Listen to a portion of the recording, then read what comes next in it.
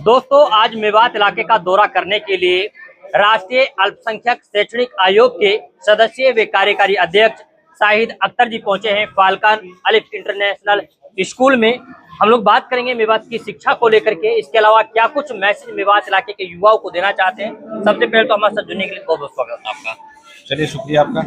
आज ये कमीशन के एक रुकन होने के नाते आज मेवात का मेरा दौरा है, और इस दौरे में दो तीन बातें तो मेवात के लिए इम्पोर्टेंट ये है कि मेवात के अंदर में जितने भी 6 रिलीजियस माइनॉरिटीज कम्युनिटी के जो इंस्टीट्यूशन है, जिसमें मुस्लिम, क्रिश्चियन, सिख, बुद्धिस्ट, पारसी और जैन, उनके साथ में 12:30 बजे डीएम ऑफिस में एक मीटिंग है।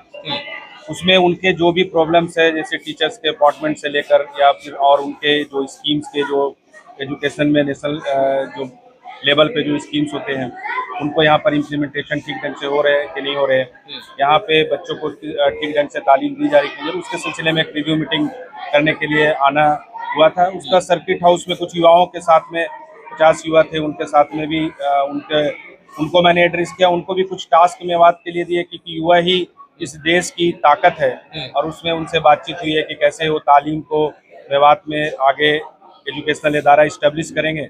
जैसे सैयद अहमद खान रहमतुल्लाह अलैह ने 1859 में एक मदरसा कायम किया था और उसमें मॉडर्न एजुकेशन के तौर पर शुरुआत की थी, जो बाद में अलीगढ़ मुस्लिम यूनिवर्सिटी 1920 में बना।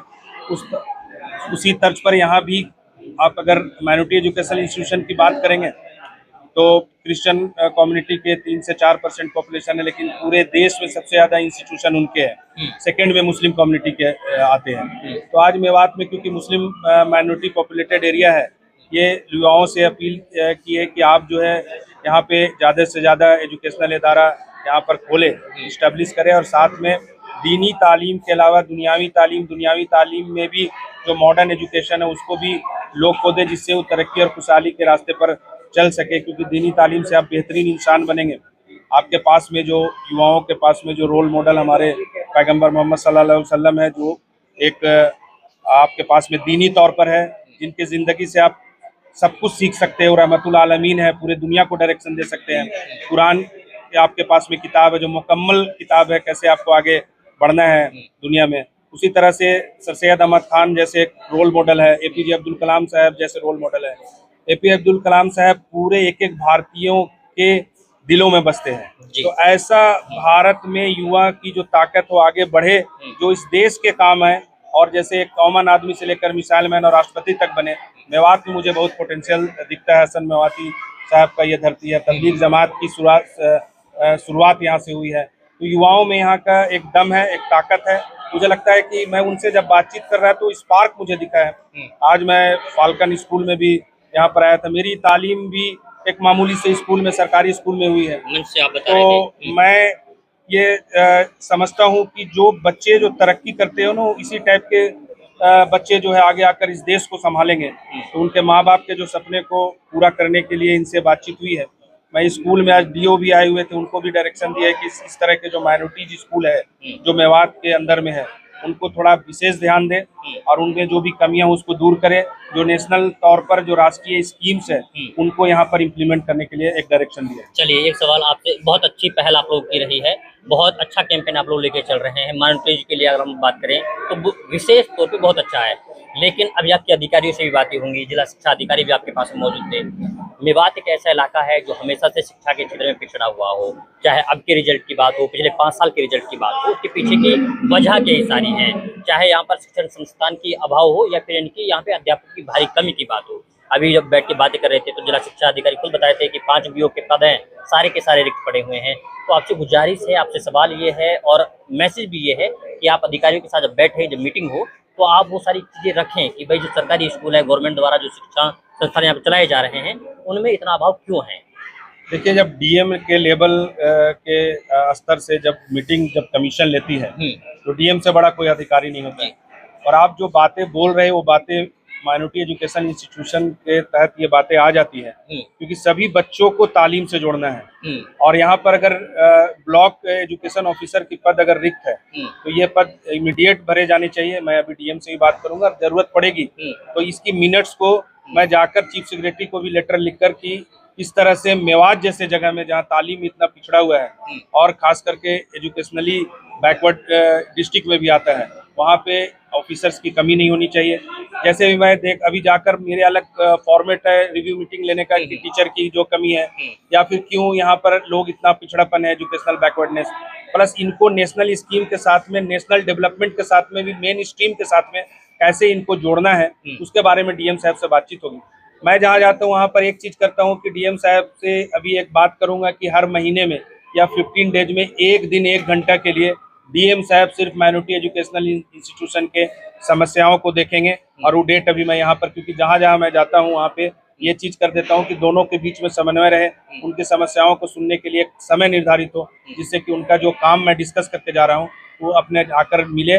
मैं एजुकेशनल इदारे से भी अपील करना चाहता हूँ कि वो लोग भी, जैसे अभी 4 महीना हुए डीओ का आए हुए, मैं फाल्कन स्कूल के ही मैनेजमेंट से बात कर रहा था, तो जो अधिकारी आते हैं सबसे पहले जो माइनॉरिटी एजुकेशन इंस्टीट्यूशन के लोग हैं उनसे पहला दिन नहीं तो 1 सप्ताह के अंदर में बुके ले जाकर मिलना चाहिए, अपनी समस्याओं को बताना चाहिए, अपनी अकाउंटेबिलिटी फिक्स करवानी चाहिए कि हम पिछड़े हुए हैं, ये कमियां हैं सरकारी स्कूल में, उसको दूर कीजिए। तो ये जो है दोनों तरफ से समन्वय होनी चाहिए। अधिकारियों से तो मैं बात कर रहा हूँ, उनको ताकीद करूंगा, उनको डायरेक्शन दूंगा कि वो इम्प्लीमेंट करें, लेकिन साथ ही साथ माइनॉरिटी एजुकेशन इंस्टीट्यूशन के लोग भी आज बुलाए गए।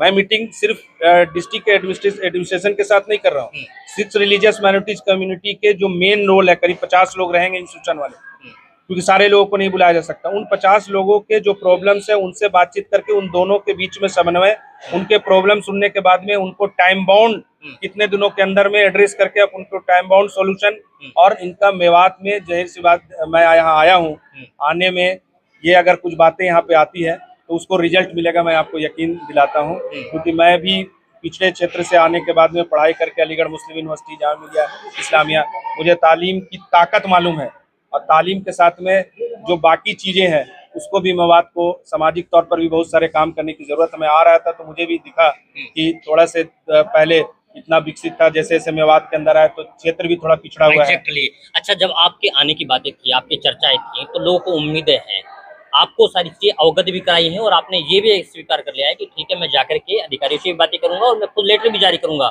कि जो हमारे जितनी पोस्ट हैं जो रिक्त पड़ी हुई हैं उनको भरने के लिए। तो उम्मीदें ये हैं कि आने वाले समय में इसमें सुधार और बदलाव देखने को मिलेगा। देखिए, उम्मीद पे तो दुनिया कायम है और मैं पॉजिटिव सोच का आदमी हूँ। मैं जब निकला हूँ तो कुछ काम करने के लिए निकला हूँ और मैं काम पे विश्वास रखता हूँ।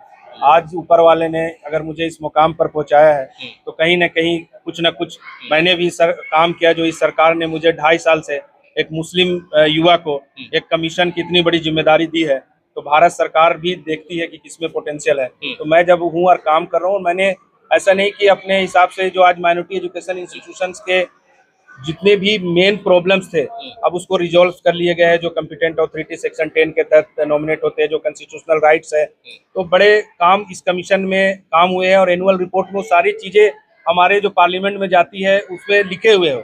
अभी पार्लियामेंट्री कमेटी की हाईएस्ट मीटिंग थी 2 दिन पहले, परसों, उसमें भी कमीशन को बुलाया गया था। मैंने उनसे भी मांगे रखी हैं कि कमीशन को भी थोड़ा और स्ट्रेंथन करते हुए पूरे हिंदुस्तान में माइनॉरिटी एजुकेशनल इंस्टीट्यूशन को ताकत दी जाए, जिससे कि मेन स्ट्रीम में माइनॉरिटी अगर आएंगे तभी ये देश जो है तरक्की और खुशहाली के रास्ते पर बढ़ेगा। चलिए, बहुत बहुत शुक्रिया हमारे साथ जुड़ने के लिए। देखा ये जाएगा कि आने वाले समय में कितना बदलाव हो पाता है।